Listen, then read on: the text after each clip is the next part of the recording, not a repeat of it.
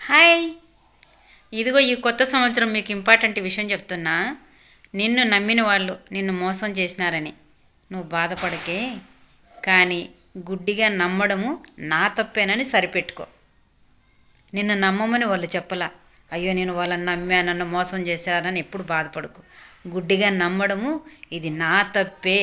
ఇంకొకసారి అలాంటి వాళ్ళని నమ్మకూడదు. జాగ్రత్త పడు, చక్కగా నిలబడు. ఈ నూతన సంవత్సరం నూతనంగా అడిగేయి. ఓకేనా? భగవంతుడు అనేవాడు ఒకడున్నాడు.